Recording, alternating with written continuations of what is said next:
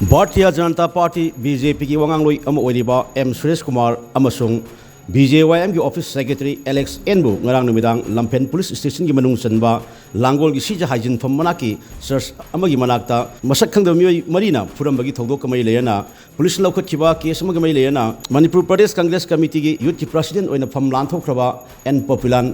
फानबगीदमक Manipur police की कांगमुना अकन ममोंगदा थीबु हुमगी थाबक चथबा लेप्त्री हिरमसी मतंग ममी टीवी फंगबा पावगी मतुंग इनदि ngarang numitang M Suresh Kumar amasung Alex Enbu furamagi thodok thokro matung Lampen Police lokotkiba FIR amagi matung ina ngarang numitang fayeng da leiba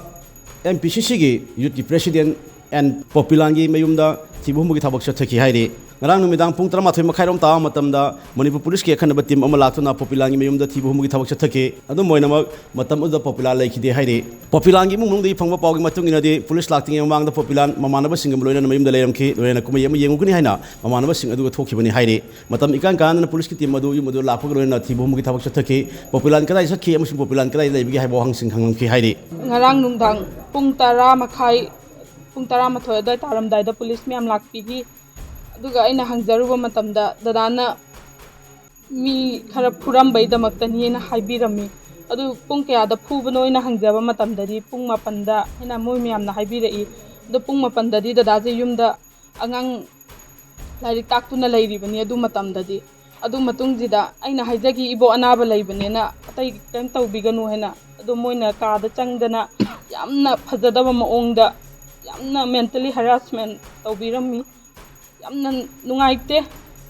adu matungju dadabu puthoro na ebirami adu akoi su he karino dadan tawriba makto chumdabne na adu aina dadado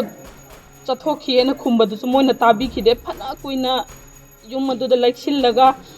akoi gi maning maya video namdana aduga angangsing boarding khara thamjabadu su moina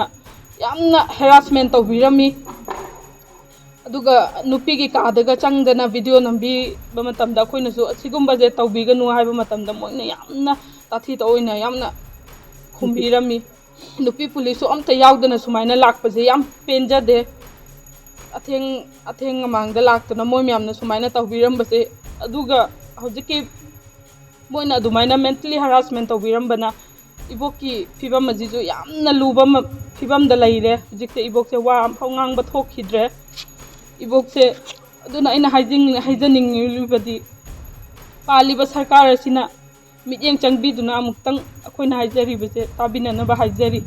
amadi achumarando puthokpiduna dadana tasekna mak lalabra hedo amuktang honorable CM na angtang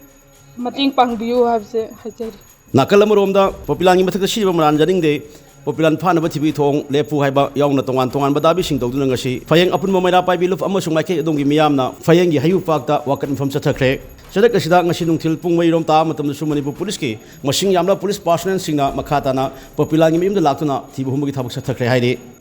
haujiksu adugumba maran sinenaba maran leitaba mida maran piba asigumba achumba ngangba chumna ngang thokpa yabagi right leihandaba asigumba sidi aikoi tasengna pamjade aikoi miyoibane hingbada shanti leina hingba pami aduna hauji ki sarkarna achumba aranba thidoga achum aransi pijar chumna tawbiyu haidi michang changal tawbiganu haiba wahaisine akhona thamjeni